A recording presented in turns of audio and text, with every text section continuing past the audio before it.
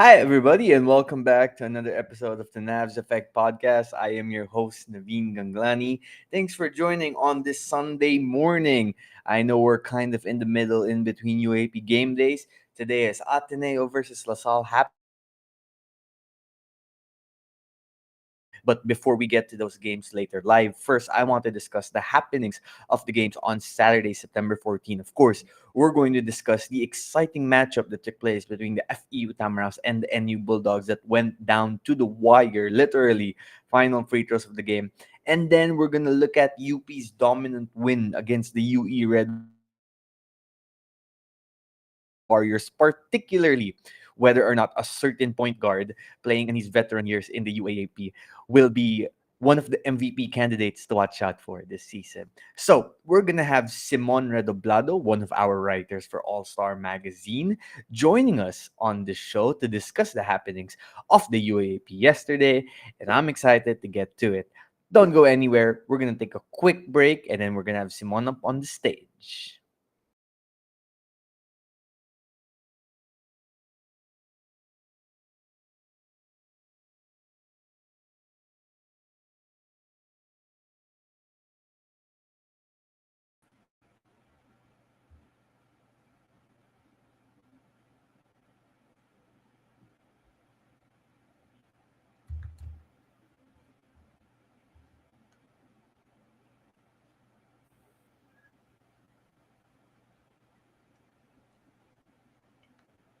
Hey, Simon, you there, buddy?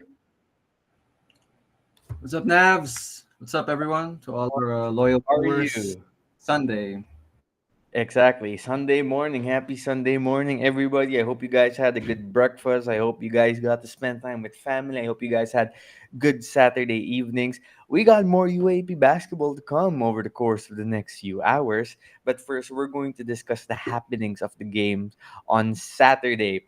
Now, I wasn't able to watch the games live this UAP season. I will be taking more days off than I have the last few seasons. Why is that? Well, for health reasons. It's time for me to prioritize my health a little bit more, which means spending some times to rest, especially on the weekends. And we have a great team at All Star Magazine who will be helping us with content such as Simon over here. So, where do you want to start first? Did we get the UPUE already? Let's get to FEU and you first because You want to? I Okay, may, like okay, I yeah. said in the comment section, I may or may not have some scathing things to say about a certain team in that second game. Okay, well, if that's the case, then why don't you take the floor? What did you find in that FEUNU game? Well, Navs, the theme of not only this game but also the UPUE game, okay, would be maturity, growing pains. This is to be expected because this is just the second game for these teams, and we expect that they're still getting their bearings. Players are still adjusting to certain systems. Certain X's and O's are not implemented effectively yet. So on the one hand, there's that optimism that these teams will have yet to hit their ceiling. Basically, some players have yet to basically grow up on and off the court. On the other hand, if you're the coaches of these respective teams, you're saying, can't we fast forward? Can't we skip to the part where we basically are winning games the right way? Wink, wink. Then again, if you fast forward, I suppose you don't get the full blown process of um, uh, enduring those losses, taking a look in the mirror and saying, what exactly did I do wrong? What exactly did we fail to do? What were our shortcomings? And that's what I saw in this FEU NU game. I've said it before and I'll say it again. FEU and NU will be locked in a fist fight for that fourth and final four slot at the end of this season. And I think we see it here because basically both teams were evenly matched. But at the end of the day, I think it was that veteran experience, that poise on the NU side that led them to take the fourth quarter by storm, pun intended, limit FEU to a measly 5 points, and there were so many other intangibles that went into it. But basically, NU was the more mature team, especially in that fourth quarter. Absolutely. And one way to pinpoint that, at least for me, is to look at some of the statistics. Mo Konate of the FEU Tamaraws finished with 17 points on 6 of 7 shooting from the field. That's 86%. 5 of 7 from the free throw line. Pretty decent for the college rank, 71%. 16 rebounds, including 9 offensive rebounds. 3 assists, 1 steal, 2 blocks. However, if you look at the shot distribution of yesterday's game, 7 field goal attempts for Konate. Now, there are 7 free throw attempts there, so maybe you add 2 or 3 more field goal attempts to make for that free throw shooting. VJ Pre was 5 out of 14 from the field. John Ray Pasaol 3 out of 11 from the field, including 0 out of 3 from the free throw line, which was brutal at the end of the game. Joric Bautista 7 points and 3 out of 13 shooting. Royce Alforque 6 points out of 3 of 6 shooting from the field. FEU had a clear advantage in the paint with NU playing without Mo Diasana, who, as I reported on Saturday morning, will probably be out for an extended period of time. I don't think NU has come out with an official announcement yet, but I believe it's a torn ACL injury that will keep him out for the rest of the season, which is brutal because he had been waiting for 2 years behind Omar John to play, and then his UAAP first stint lasted about 4.5 minutes. And who knows if he'll be back as the FSA next year with Collins Akowe coming in from the high school ranks. But I digress. Back to FEU. I like Coach Sean Chambers. I think he is doing good for this team. I feel that they're playing hard for him. But it was, considering Mo Konate played 36 minutes yesterday, the most out of anyone from FEU, it was criminal that he only took 7 field goal attempts. Considering that NU's front line was thin, they didn't have an FSA, and this is where FEU's advantage clearly was. And the numbers prove it. 17 points and 7 shot attempts is insane efficiency. You add the fact he had 16 rebounds, 9 offensive rebounds. And now not all of that is Coach Sean's fault. Obviously, when you're the guards of a team, you need to find a way to get the ball to your big men. But I feel like FEU not spamming the fact that they had an advantage in the paint that they could have capitalized more on was one of the reasons why they lost that game. Of course, we also have to credit NU and their veteran presence, their experience. It's crazy to think that Paul Francisco's half court shot at the end of the first quarter ended up playing such a big role in the final score, right?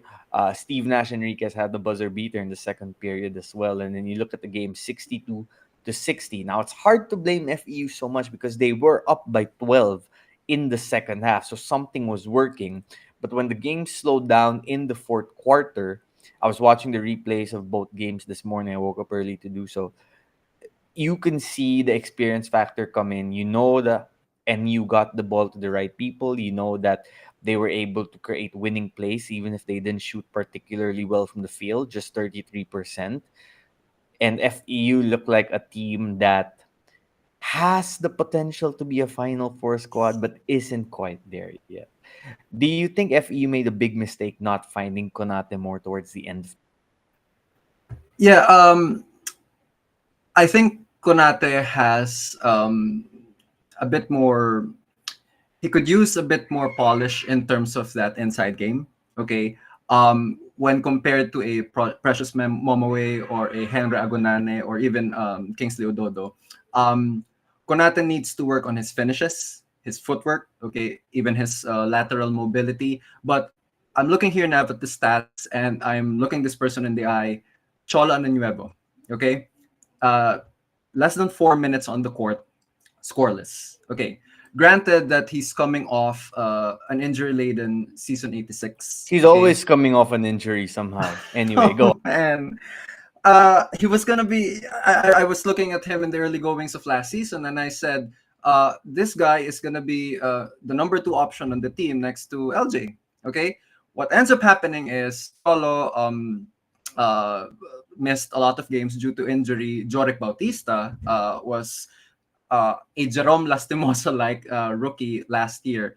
And now I was expecting, okay, he's back in the lineup, but there must be a reason why Coach Sean, okay, refuses to play him even 5 minutes. Okay, so I bring Anunuevo up because aside from Konate and Pre, okay, Ano Nuevo definitely has that potential to break down defenses and attack the interior, especially an NU team without their FSA, and basically create scoring opportunities for himself and for others. Yet we see here a big fat egg. So uh, I think to be fair as well to Ano Nuevo, Coach Sean is probably still in the process of fine tuning his lineups. Um, Finding the right mixes, rotations for who's going to open the game and who's going to close the game. By the way, speaking of closing out things, you brought up that last minute shot by Francisco to end the first quarter. And then, of course, Steve Nash pulls up from crazy range and ends the first half for NU on a high note. It's these little things that a young team like FEU, I think, will learn to grasp, and they'll pick up these lessons and all these perhaps I can't imagine what that FEU locker room must have been at halftime when you factor in Coach Sean and Coach Denok. How many people perhaps were screaming in the faces of those defenders who failed to stop Francisco and Enriquez? But basically, it's an entire team effort. You end quarter strong. That's why you see JD Cagulangan enter with 1 minute to go. That's why you see Kiambao entering with 30 seconds left. It's because coaches know that momentum is a real thing. It's a concrete thing. And young teams like FEU definitely need to learn how to close out not just games, but quarters. Because if you close out quarters strongly, then you'll be able to basically put together a great game. And we see that that's not the case. 2 point win for NU, and those jump shots were basically the difference. Hey, what do you think the placard is for "Don't choke a game away"? Which image will you use for Um, "Don't choke a game away"? right. The placard for that might have been I don't know, 2010 LeBron, I you mean 2011, right? 2011. 2011, 2010, 2000. 2011. When his coaches I'd when put his JD coaches Barea guarding were him as a placard for "Don't choke." when his coaches were like putting him on the bench because okay, we're comfortably in the lead, so our top dog could afford to rest on the bench. Let's not give him valuable minutes of experience in the end game so that he doesn't get hurt or whatever. And I'm gonna get killed in the group chat, Nabs. I can see it coming now. I'm gonna get killed in the group chat. Hey Simon, what did UP shoot from 3-point range in games 2 and 3 of last year's UAAP finals? Dear Lord. Truth be told, that was the first thing that came to my mind. But if I said the first joke that actually came to my mind, I'd not Was get it killed only in the group chat. But when I set foot in the Diliman campus, I'd was it probably three get out of was it 3 out of 39 or somewhere like that? Because probably worse than that. if I thought of a placard that would say "Stop jacking up so many outside shots and get the ball to your big man in the paint," probably that, right? I mean, considering Malik Yeah, Diouf was on fire in that game. yeah. Listen, Game if UP someone game three season 86. listen, people from LaSalle need to pray and give thanks to the fact that UP Yeah, for some reason stopped giving the ball to Malik Diouf in that game. But yeah, it is part of a larger image or larger yeah, picture in the Philippine basketball scene where you understand the frustration of big men because guards in Philippine basketball love to chuck up shots, yeah, dribble the air out of the basketball, and then with the offense going nowhere, and then the big men are also responsible for protecting the rim and the paint on the other end. So you can feel their frustration sometimes when they don't get the ball, right? And I think FU made that mistake yesterday. But kudos to NU as well, winning without yeah. an FSA, winning despite trailing by as many as 17 points. We have an interesting comment here from Batman MD about Cholo Anunuevo, who says, hard to trust Cholo because every time he is in, he chucks more threes than challenge inside and slash, which is interesting because when I think of Cholo Anunuevo's mix of athleticism and slashing ability, I think he could be like a Mark Belmonte type of zone buster for FEU, Yeah. find the open spot, try to attack, work on the floater. The height, the skill, the size, it's there, but not so much the skill yet. And I think the basketball maturity isn't quite there yet for Cholo Nuevo. One more thing about FU I've noticed is through 2 games, you can see Coach Sean doesn't trust his depth just yet. No, You look no, at the no. statistics of the game against NU. Only 14 bench points for the FEU Tamaraws compared to 34 for the Bulldogs. And Tight rotation. we talked about this with Nico in our last recording as well, that from all the teams on the opening weekend, the one team that played the least guys off their bench were the Yeah. FEU Tamaraws. So it's interesting too because you look at some of the recruits of FEU, Jedrick Daa, Adam Nakai, Jaden Jones. And yes, Miles, you're right. Tight rotations are a very Tim Cone thing. However, you have to differentiate pro and College. college, right? It's Yeah. different. In college, you need a deeper bench. I mean, look at the UP Maroons. They've been dominant the last few years because Yeah. they've had such a deep bench to keep their guys fresh when it comes to winning time.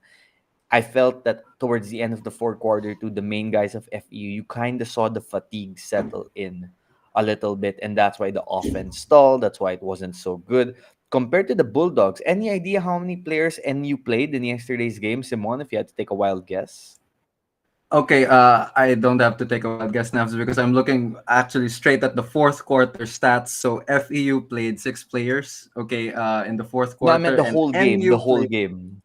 Oh yeah, the whole game. Okay, let's count. Oh man, there are too many to count. My math is not mathing. If I had to guess, 15. this is 16. 15. Oh, 15. NU There played you go. 15 guys off the bench. FEU played 11. 11 Yeah, guys off Diasana was total, basically the sorry, only and guys. total. Yeah, Yeah, Diasana was yeah. basically the only bulldog who didn't play, and he's injured. So And he's injured. Exactly, yeah. exactly. But growing pains for FE. I will tell you this though. I found it impressive that they actually controlled the game for a lot, considering they had a pretty, unremarkable performance against Adamson. They came out with better intentions. Towards the end of the game, the Bulldogs' experience and veteran savvy guards like Steve Nash and Enriquez who've been in situation like this, it came out on their favor. Now, long term, well, not long term because we're still early into the season. This is just game number 2 respectively for both teams. Early on though, are you liking what you're seeing from NU? I mean, we're assuming they're going to go without an FSA the rest of the season. I think it's problematic. I feel that Konate, I wouldn't even put him up there yet in terms of best FSAs in the UAP. We have to remember the fact Kanata is a rookie himself. He had 17 and 16 against this NU front line. And as good as PJ Palacielo was in the opening game against LaSalle, you're seeing the cracks that might be there for NU without an FSA. I think the no FSA factor puts them at risk of missing the Final Four. Um. Okay. I'm about to get into a real life story here, and you know this. When I was first starting on this journey of trying to really uh, uh call myself a sports content writer, okay, you know this. The very first pitch that I sent to you back in your former workplace was, should Jeff Napa actually be put into consideration as head coach of Gilas Pilipinas?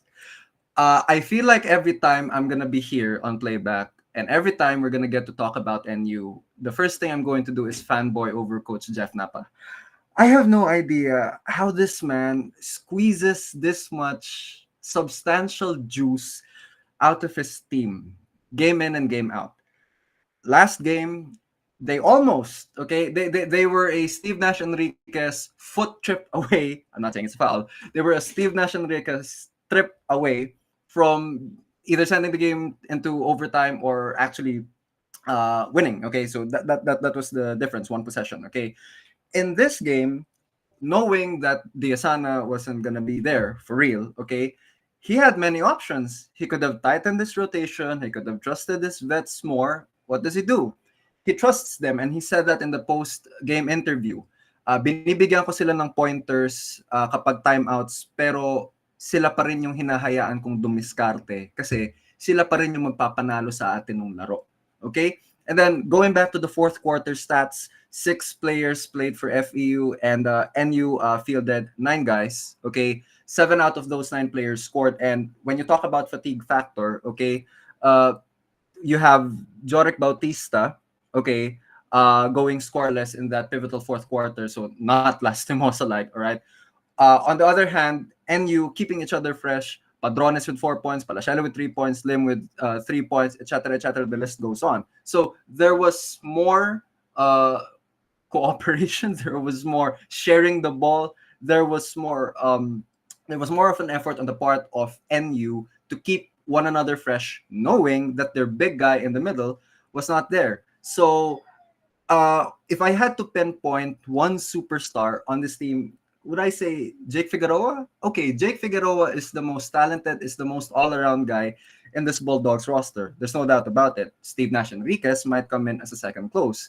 But when you have a roster of players like that, okay, not exactly the most talented in the entire league pound for pound, you have to look at the head coach and say, this guy knows which buttons to push, which bottles of seasoning to put in, and basically which winning formula to put together. So salute Coach Jeff, and that's why I have NU securing that fourth and final slot in the playoffs at the end of the season, because if for nothing else, their head coach is one hell of a genius.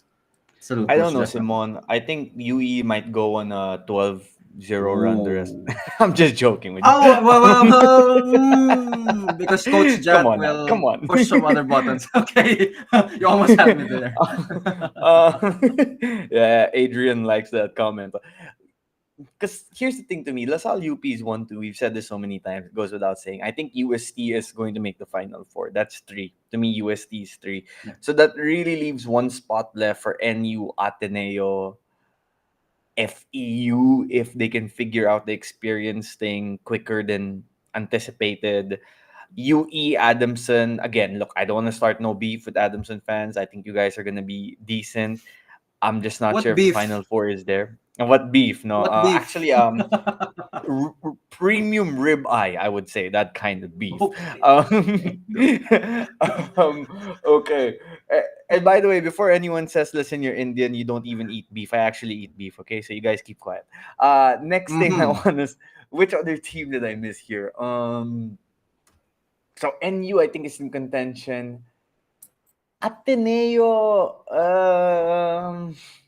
So forget about them. yeah, yeah. You respect to Coach Tab. I feel UE. I'm not sure. They have played a rather difficult schedule so far. Speaking of UE, so I want to see how they do against the non-elite teams. I want to see how they do against Ateneo. Ironically, they're also facing FEU on Wednesday, so I'm eager to see how they perform that game. Before I make a judgment on UE, I want to see how they do against the teams that are closer to their level or below them. I'm missing a team here. I mean, I already talked about Adamson. I'm missing it. Which team am I missing here, Simon? So All right, LaSalle, UP, yes. UP, yes. LaSalle, UST, UST, yes. NU. Those three are Yeah. in. So then the remaining Adamson, spots FEU. in contention, Ateneo, NU, FEU, Adamson. Who's the Adamson, one more UE. team? UE. UE. Wait, you did I mention UE already? Sorry, our Uh, math isn't working on a Sunday morning. Again. I'm So an that's English teacher. Ateneo. My math has never worked. So again, that's Ateneo, that's NU, that's UE, that's FEU, and Adamson, right? Adamson. Yeah. Okay. Yeah, that's five. So in contention for the last final four, I would say NU, Ateneo, FEU, probably, FEU. right? Yeah, No. correct. Sorry, NU and Ateneo. Yes, I think NU right now has the upper hand over all of them just because of the fact that they're Yeah, deep. yeah. You have really good wings. We They're well haven't even coached. seen a big Manansala game yet, a big Figueroa game yet. I think those are to come. I think it will come down to FEU, NU, or Ateneo. And it really depends how quickly Ateneo. Look, Ateneo has played UP and UST as well, right? Same Yeah, as they have. UE. So we have to see how. And they're playing LaSalle in a matter of hours. So, by the way, LaSalle is a minus 15.5 favorite in that game later. Just putting it out there. Would NU be a Unsurprisingly. lock if their FSA isn't hurt? Absolutely. I think NU would Yeah. compete with Yeah. UST for the third seed if Yeah. Diasana was injured. But back to the main point here. FEU has some growing pains. It doesn't help that they've faced Adamson and NU so far. They haven't faced the UP, LaSalle, UST, uh, triple threat yet, and they're already 0-2. And I mentioned before the season started that the team that gets off to a quick start in the standings, I feel will end up garnering that last Final Four speed. And the reason why is because when you have a leg up early in the standings, UAAP history has displayed to us that it is easier to secure a Final Four spot when you have an early performance to get you a good standing compared to when you're trying to catch up late in the season where the pressure is higher. So I think FEU has that going against them. Ateneo also off to a slow start. So ultimately, if NU's playing UP next, and if I had to guess, I'm gonna go UP for that game because NU they would have kept it competitive if Diasano was healthy. Who knows? They still might, but I think UP is gonna win that game. So if that's the case, then NU will have started 1-2. Ateneo, assuming they don't win against LaSalle today, will be 0-3. And FEU is 0-2, and their next game against UE is on Wednesday.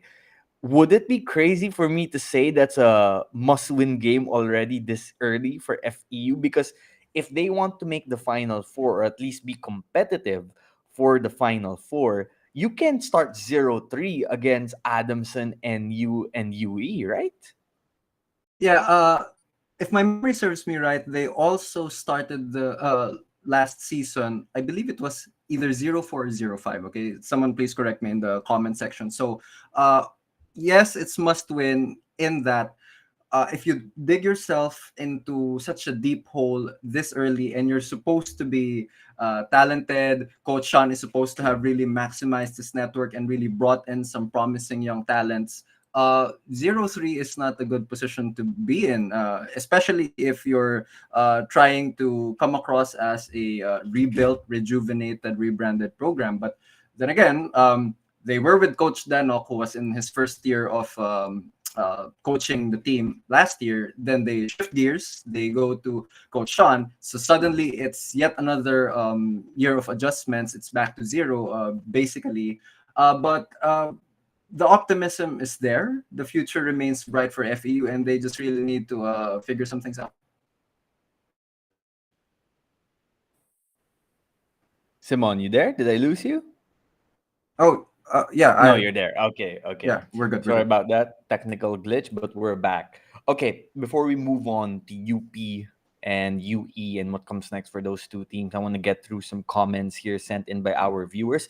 Thank you, everyone, whether you're watching on playback or on YouTube. The Navs effect, I wouldn't say it's everywhere, but we're trying to be a common presence, this podcast, Yeah. and we're trying to do daily episodes. So I'm grateful for those who are tuning in daily, especially those from our community, the Navs Effect community on Facebook and Messenger. Much love to all of you, lalo na pag hindi kayo maingay. I really appreciate it. Let's get to some comments here. First, from Adrian.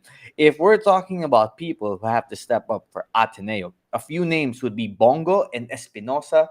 I also think it wouldn't hurt to try Gamber out. I think Gamber will get an opportunity in the next few games.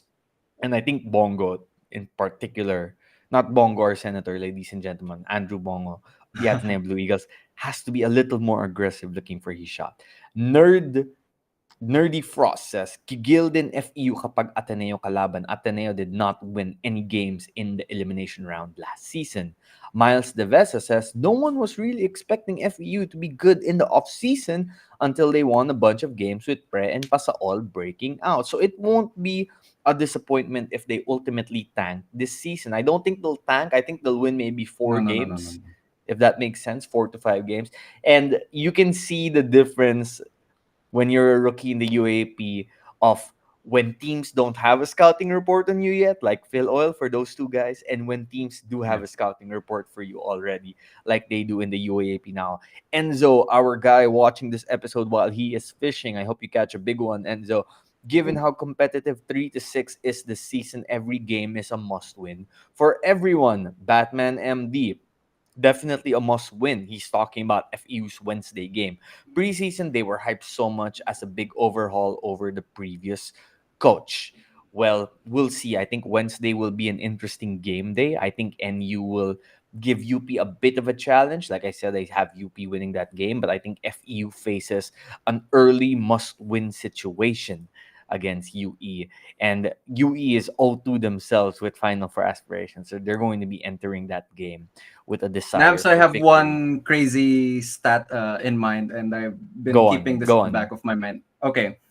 Someone mentioned Coach Tab in the chat section. Okay. Uh, if my memory serves me correctly, and again, if my math is mathing, which is this might as well be the theme of the title of this episode, math is not mathing. I think in the UAAP, okay, not the Phil Oil, not Pinoy Liga, but in UAAP itself, okay, I think there are two coaches, just two coaches with a winning record against Coach Tab. Just two. That would be Coach Gold, who I think they were like going neck and neck, and then Coach Gold is in the lead, Coach Tab is in the lead, and finally in the head-to-head series, the for victory, Coach ahead of Coach Tab again, perhaps I think by one game or two games. There's another coach that actually Coach Tab has never beaten, apparently. That coach is Coach Dan Miranda. Thank you for reminding us. Who was it in the comment section? Okay, someone reminded us Ateneo did not beat FEU one time last season. And that is crazy, man. They still had Balungay, they had Ramos, they had shooting Jared Brown, and yet they were able to, the scrappy play of LJ Gonzalez and Jorek Bautista. And crazy that Coach Dan went 2-0 against Coach Tab. So something to think about. Yeah, I remember those games. LJ Gonzalez definitely, I think, is the one who went 2-0 against Coach Tab Wow. Bolton with the way he played at the end of those games. Shout out to LJ Gonzalez, currently with the Quezon Huskers in the MPBL. We should see him in the PBA by next season.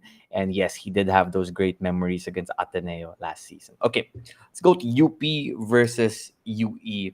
JD Cagulangan through two games. These are his averages, and they are incredible numbers. And I'll tell you why in particular I find them incredible. So he's averaging 19 points, 7 rebounds, 7 assists, and a steal on 57% field goal shooting, 66% 3-point shooting, and he's only taken a grand total of one free throw attempt, which he missed because apparently UP cannot make free throws anymore. But so Yep. far, the numbers of the fighting of JD Cagulangan while playing for the Fighting Maroons this season. They're incredible. And you can see with the way he's playing, the eye test is justifying how good the numbers are showing he is. He's playing at the pace by himself. He's controlling game tempo. He's going fast when opponents think he's going to go slow. He goes slow when opponents think he's going to go fast. He is setting up teammates. He is taking open shots. He is taking 3-point shots. Before the season opener against Ateneo, I was watching Cagulangan warm up. His shooting drills are intense, and we're talking 1-2 hours before the game. Handoffs, crossovers, step backs. It's like a meticulous process where he works on details of where his feet are, where his body is supposed to be, how squared his shoulders are supposed to be to the basket. And I think more than the last few seasons, JD is healthy. And that's so key because remember, season 85, he had a hamstring issue. 86, I think he had an ankle issue, if I'm not mistaken. He looks healthy. He looks fit. He looks like he's gained a good amount of muscle while keeping himself lean and trim. He's jumping higher than he's been jumping the last few seasons. He is attacking the rim, not just settling for jump shots. He is aggressive, looking for his baskets rather than just trying to set up teammates all the time. Defensively, he knows how to read passing lanes, and he is the best version we've seen of him. Now, granted, he is a little older compared to the rest of the UAAP. To be fair, he does have experience that other players don't have yet, and he is going up against guards that, from a physical and mental standpoint, just aren't on his level. So he has an advantage. The only point guard I would say he will not have an advantage against when going up is Fortsky Prodragao. Yeah. That's why I'm very excited for the first UST UP matchup because I want to see how Fortsky and JD Yep. compete against each other. We've seen those guys have many battles in the past. But right now, JD Cagulangan is the second best player in the UAAP for me, right next to Kevin Kembao. Am I crazy for saying that? Um, I think my wife and I might get into an argument if I disagree with you, and I don't disagree with you because huge JD Kagulangan fan. I love her. Yes, JD Kagulangan is definitely the only player this season that can challenge Kevin Kembao for that MVP award. All right, Nabs, if you've seen my face over the past minute or so that you've been speaking, there's a reason for it, and it's not because I don't like you fanboying over JD. Now, if you have two people saying the same thing, you don't need one of them. So thank you for heaping praise upon our point guard that I wrote in my article. This guy, whether he admits it or not, is gunning for MVP. Let's just call it like it is. All praises to Cagulangan, averaging 7 rebounds and 100 points per game. Are you ready for the snaps? That was a bad game for UP. Whoa, you thought JD had a bad game? No, not JD. JD was the only one who had a decent game. For the You Fighting mean Maroons, that UP was a as a bad game. team? Yep. I have my reasons why I don't think so, but go for it. I want to hear what you have to say first. Okay. And this is coming from a guy who's written a couple of gushing articles and, ooh, I love the Maroons since 2022. Okay, here we go. Um, Something that I've always taught my students, whether writing an essay or delivering a speech, what's the most important thing? It's not the introduction. Okay. Oh, we need a good hook. We need to make sure that we catch everyone's attention. It's not really so much the body, although that's really the substance. It's the end. It's the conclusion. It's the last thing that people are going to remember. But more importantly, in the sport of basketball, it's what matters because it's the outcome. It's the final score, for crying out loud. Now, did UP win the game? Of course they did. Did they win by double digits? Of course they did. But tell me how they finished that game. Okay? Uh, when you have Mark Belmonte blowing defensive coverages left and right, medyo nanganganib na yan sa lineup ha. Kasi even going back to the first game, nakakarami ng errors yan that don't necessarily count as turnovers, but goodness gracious, the defensive lapses. When you have players not being disciplined enough to stay glued to their man, when you know that UE's primary offense, much like Adamson, is shoot from the perimeter. The only difference is UE actually has Precious Mom away, but every other player is gonna shoot from the perimeter, whether from mid-range or beyond the arc. When you have defenders from UP not sticking to their men, okay, and letting UE shoot, build their confidence, develop momentum, and possibly keep it a game, all right, up until the last 2 minutes, up until the last 90 seconds, when Precious Mom away gets a foul, draws a foul from Udodo, and makes it a 10-point game with 90 seconds left. We've seen crazier things happen. Now, why do I say it's a bad game? Let me qualify this. It's a bad game by UP standards, okay? A lot of teams would kill to be able to have the ability to be up by 20 at the end of 3 quarters. But it's one thing to lead at the end of 3 quarters, and it's another thing to lead at the end of 4 quarters, which I think is what matters in the game of basketball. And what's fresh in the minds of these UP players, and if you watched Harold Alarcon and JD Cagulangan in that post-game interview, they were pissed. Coach Christian Luanzon, the media-trained man that he is, was smiling. He was upbeat. He was positive. Harold was slouched like this, okay, with a towel around his neck for most of that interview. Cagulangan was staring daggers into just about every interviewer that was fielding questions. And I don't think it was the questions necessarily that they were pissed off at.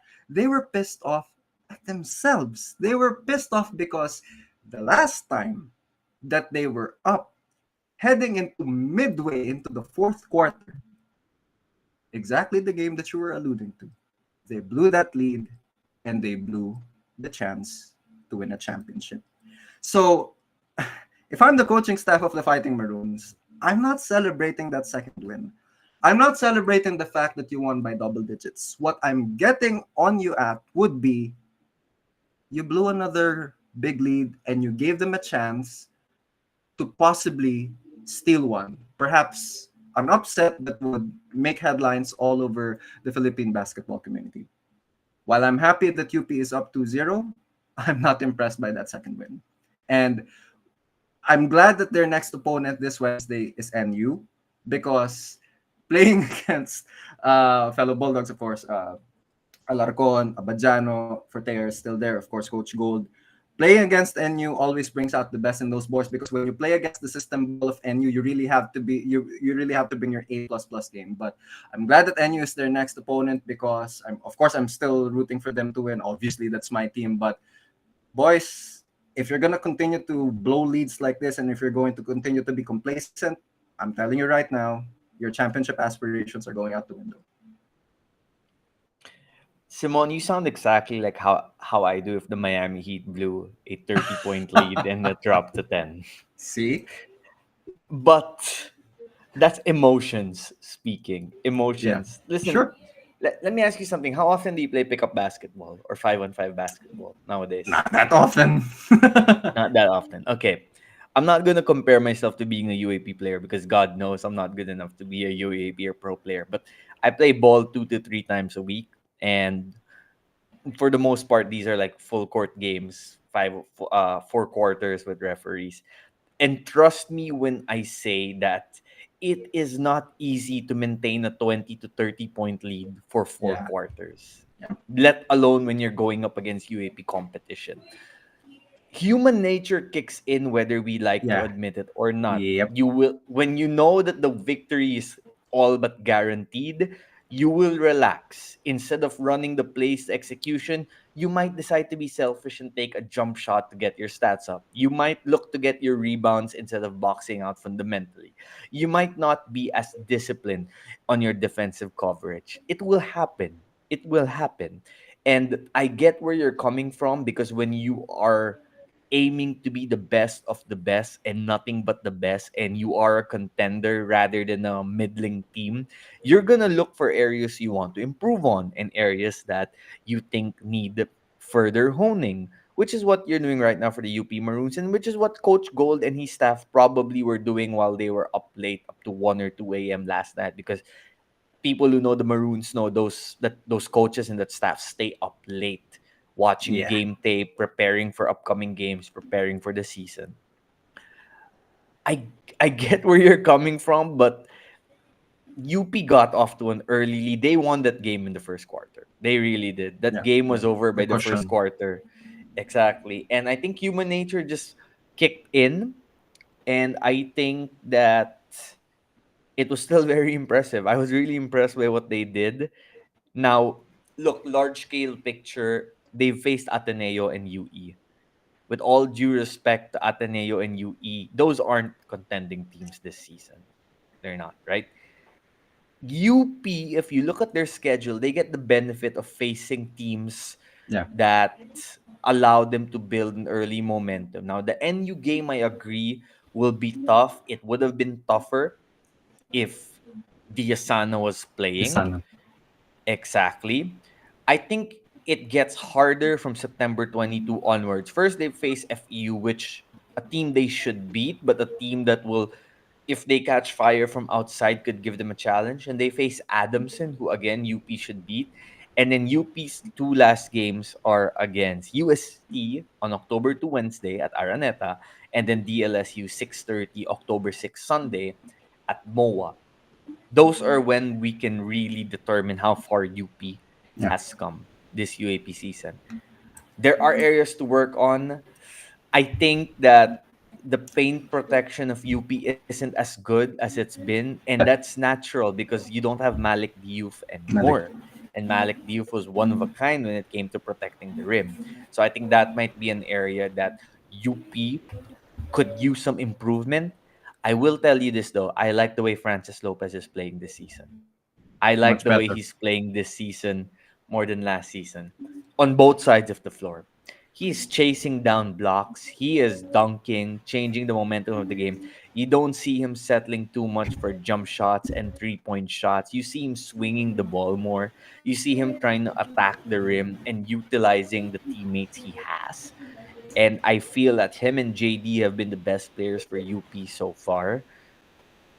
And the fact that the other guys haven't even exploded yet, that just provides more room for growth for this Fighting Maroons team. What do you think of the way Francis has played so far? Uh, he's embraced the role of leader. No one's branding him that basically. Jerry's the captain, JD's the heart and soul on the court. But everyone knows athletically, no one's touching Francis. Okay, pound for pound. Um, After that debacle that happened in the finals last season, I said, for as stacked as You UP mean when he was was, gunning for Finals MVP in Game 2? oh, okay, my blood pressure just went down. So let's not get it up back again. But in any case, for a status they didn't really have a go-to guy with the name tag that said go-to guy.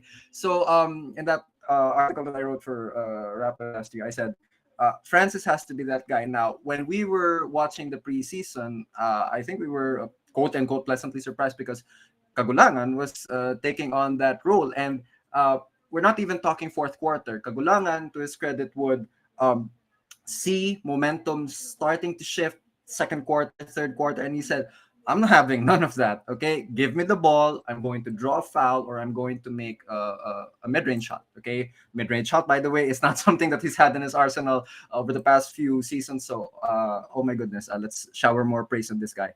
But Francis, I think putting more focus on the defensive end makes him even more of a threat.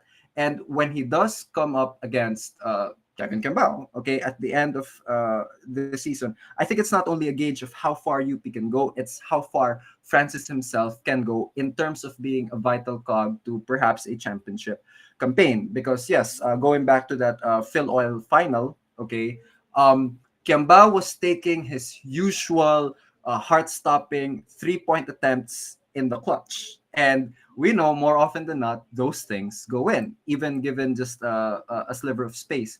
But when you have Francis stretching out his arm and challenging those shots, it does alter your shot, even if you're KQ. So I have a hunch that Francis Lopez's best contributions this season will not be so much as highlight dunks or his crazy two stride drives to the baskets. I think it'll be his on ball defense. That's for sure. I mean, I feel like Coach Goldwyn Monteverde and his staff bookmarked that second Phil Oil game where Harold Alarcon just could not guard Kevin Kimbao in the first half.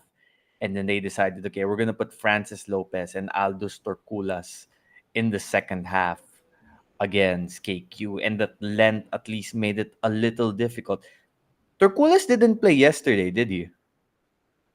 He hasn't played, I believe, since This Taiwan, right? season? I mean, He hasn't he played, yeah. even in their preseason tournament in Taiwan, I was like, okay, so they're taking some players out. So Kagulangan's not playing here, Gani's not playing here. But then in the second game, he didn't play. The third game, he didn't play. I'm like, what the heck is going on? And then I said, okay, maybe he's just taking time to recover. And I think someone said in the comment section, he was out with an ankle sprain. So first game he didn't play. Yesterday he didn't play. Should I be worried about that? They're that deep, but I do need some more Aldous Torculas in my life. Exactly. I mean, think about it. They haven't needed him this season. And if he does come back, where are you going to slot him? Do you know how many minutes Quentin Milora Brown played in yesterday's game? Okay, Q played uh 12 minutes, 12 minutes 46 12 minutes, seconds. 46 seconds, exactly. 5 points, 1 of 4 shooting. And this is a highly touted one and done prospect. Abadiano, 23 minutes. Bayla played 24 minutes, had 7 points, was a plus 12, and he's 24 and a half minutes. 4 rebounds. Had a decent game, I would say. 2 out of 6 from the free throw line. Now, UP as a team, 11 out of 27 Yeah. from the charity stripe. So that was against UE. Then against Ateneo, UP shot. Let's look at the stats real quick. UP from the free throw line that game was 14 out of 24. So far, the free throws, if you're looking at an area where UP has to improve, I would say that foul Very stripe. small. And see, that's another reason, Simon, why the game ended up being close towards the end of the fourth quarter. I mean, not Yeah. close, They but were UE breaking. went on a little rally. UP missed 16 free throws out of 27 attempts. I mean, they make like half of that. That game is safe by the start of the fourth quarter. Let's see, what are the Yeah. other numbers So here that stand? Yeah, go for it. Go for it. yeah. So another thing that's gonna trigger me, that free throw shooting, which has been the problem since the Ateneo game. But okay, let me shout out your boy real quick, Jacob Bayla. Looking at the stats, he played next to Cagulangan. He played the most minutes. Okay, 24 minutes out of those other boys. Compared to Jerry, who played 23 minutes. Okay, so Bayla played 1 minute more than him. Why is that? Well, it might not be his prolific scoring. He ended up scoring just 7, but I think it's all the other little things that he does. Making the right pass, closing out on shooters, getting back in transition, bodying up on any shooter or any scorer that might be starting to feel confident about himself. So, Miles and all the other UP fans in the chat will agree with me. For far too long have we been subjected to UP's three guard lineup. Okay, it's so sexy, it's so quick. Okay, but now when you think about how they're doing their pick and roll coverage, okay, you have Bayla switching onto people, you have Francis switching onto the ball handler, and so when you have these bigger bodies, basically discouraging opposing players from taking jump shots or going straight to the rim, I think that does compensate for the absence of Malik and his more refined rim protection. Okay, but the combination of Bayla and Lopez and eventually Torculas on the perimeter. Okay. And then complementing what Udodo and Q are doing inside. Yeah, sky's the limit for our defense this season. For sure. I think defensively, the amount of length and size that UP has to cover areas of the court to take away those driving lanes, that's going to be very important, especially when they face DLSU. Yeah, sure, Adrian, nice one. Let's see now. Okay, let's go to the games on Sunday. By the way, I'm so happy we're finally getting a Mall of Asia Arena game. I mean, look, I like Araneta. There's a different vibe to MOA Arena. The lighting is really good at MOA Arena. I love the lighting there. And it's just nice to have a change. When you've been to Araneta a few times, it's nice to go to MOA. So excited to watch the game at MOA Arena today. Let's do predictions. Who do you have for Adamson UST? USD. Um, So I think on the contrary, okay, compared to their first outing against UE, where there were definitely some things to tinker with, and of course it's the first game, no surprises there. UST played really well in their previous game and against Ateneo. So uh, reducing their turnovers by half. Tunkara and his left hand, like I wrote in my article, Fortsky Padrigal with these no look beauties that you should frame and put in a museum, and Caballero taking over when it really matters. Yeah, rough for Adamson. We're always rooting for Coach Nash, another magician who somehow pulls out tricks. Okay, that no one expects. All due respect to them. Okay, but UST is taking that one. How about Ateneo Lasal? As Ah. nice as you can put it. Okay. I'll give Ateneo this. They might manage to keep it close in the first half, possibly just limit LaSalle's lead to 10 at most. But in the second half, okay, that's another thing. Who knows if Cagulangan and Alarcon were pissed in that post-game interview because they watched what LaSalle did to Adamson. They did not play with their food, won by 30. So of course, at the back of their mind, whatever you can do, we can do, or we can do better. So I think UP was in a great position to do that against UE, but never mind. Yeah, it's not gonna be close in the second half. Yeah, I have UST beating Adamson, although I think Adamson will keep it close up to the fourth quarter, and then UST pulls away late. And then you're going to hear the players after the game say something similar to what you mentioned about how they can't let up that easily, yada, yada, yada. But I think UST is going to win. I think Ateneo will keep it relatively close up to the midway point of the third period until KQ KQ and someone who hasn't had a big game yet say, you know what, enough of this. I'm just gonna take over. And then Yeah. LaSalle builds a lead up to 8 and then kind of stays. I'm not sure if LaSalle's gonna cover 15.5 though. Ironically, I'm not certain about that. I think maybe 8 to 12, somewhere there. I'm not sure if it's going to be minus 15.5, and that's what LaSalle is going to cover. But who knows? Maybe after all the years Ateneo beat down DLSU, LaSalle will be like, hey, you know what? It's our turn to maybe have a little bit of a celebration. Because the last time that LaSalle had a dominant beatdown of Ateneo, do you remember what year that was? No, I don't. That was 2016. Jeron Teng did not play. Alden Oh yeah. Ayo was at home because he was suspended for kindly offering his eyeglasses to an official. um, and that was the game that Ben Mbala had the greatest dunk in UAAP history.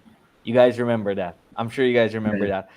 That was the one time, not that was the most energetic I ever saw a LaSalle crowd. Ironically, it was at Moa Arena as well. After that Embala dunk, everything was a blur. You couldn't see anything.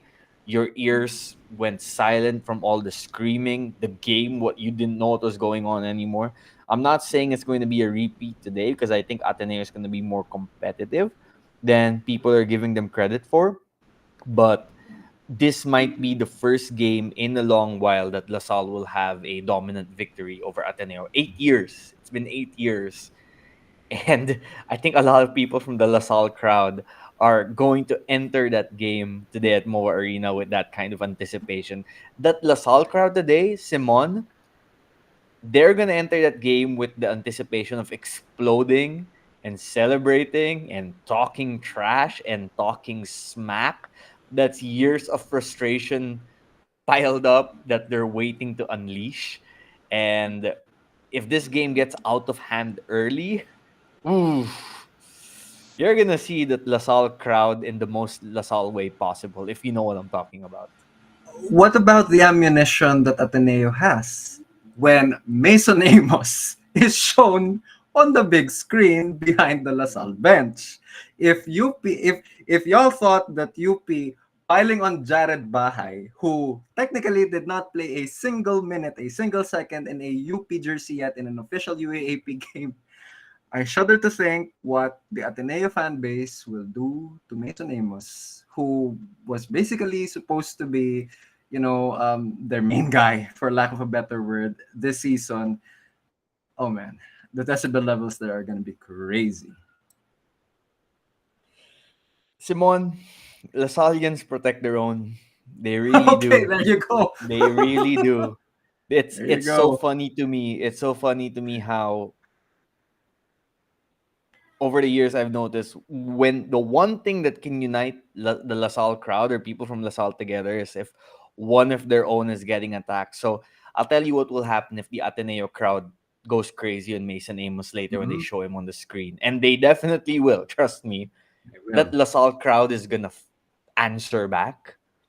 And you know why? Do you wanna know why it's actually not a good idea for the Ateneo crowd to do that to Mason? Why not? Why not? Coach Topex is gonna huddle his guys up, gonna call Kevin, gonna call Mike, gonna call.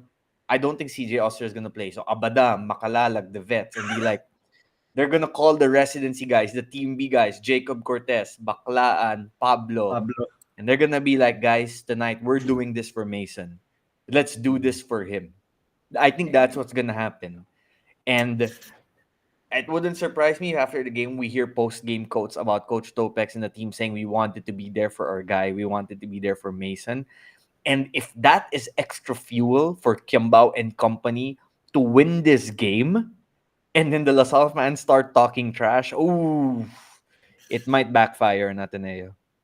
I mean, the winner of this game is basically not in doubt. I'm very sorry, but it's these storylines that are gonna make us want to tune in later. Trust me.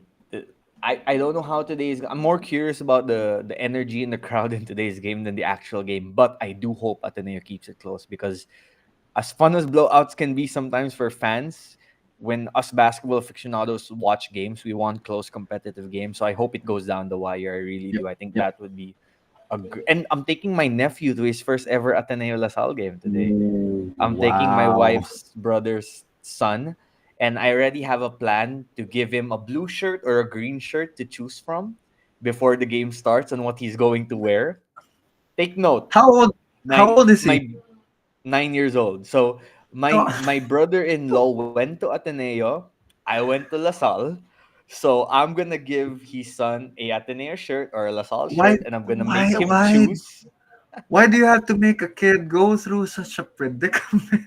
There is a kid. Bro, trust me, trust me. He needs it's time. It's time. It's his first Ateneo LaSalle game. This is an important moment in his life. So, to my little nephew who I love so much, Aiden, it's time for you to decide today. Is it gonna be blue or is it gonna be green? And we're gonna The have a educator in lot me of is fun. cringing. Okay, last question before I let you go here. Right now, who's better, UP or LaSalle?